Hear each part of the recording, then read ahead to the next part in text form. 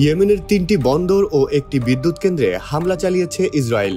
Israeli সেনাবাহিনীর বরাত দিয়ে সোমবার রয়টার্স জানাচ্ছে, হুতিদের এসব লক্ষ্যবস্তুতে হামলা চালানো হয়েছে। তবে তাৎক্ষণিকভাবে হতাহতের কোনো খবর পাওয়া যায়নি। ইসরায়েলের সামরিক বাহিনী জানিয়েছে, ইয়েমেনের হুদাইদা, রাস ইসা ও সালিফ বন্দরে এবং রাসকান্তি বিদ্যুৎ কেন্দ্রে হামলা চালানো হয়েছে। এই হামলার মধ্য দিয়ে প্রায় ১ মাস পর ইয়েমেনে হামলা চালিয়েছে ইসরায়েল।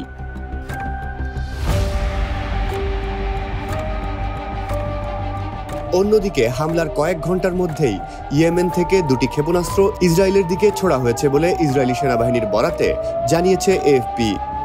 ইসরায়েলি সেনাবাহিনী এক টেলিগ্রাম বার্তায় জানায়, ইয়েমেন থেকে ২টি ক্ষেপণাস্ত্র ছোড়ার পর ইসরায়েলের বিভিন্ন এলাকায় সাইরেন বেজে ওঠে।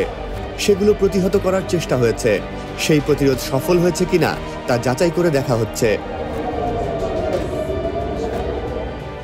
এদিকে হামলার পর হুথি সামরিক মুখপাত্র জানিয়েছে, স্থানীয়ভাবে তৈরি করা ক্ষেপণাস্ত্র ব্যবহার করে বিমান প্রতিরক্ষা ব্যবস্থা দিয়ে ইসরায়েলি হামলা প্রতিহত করা হয়েছে।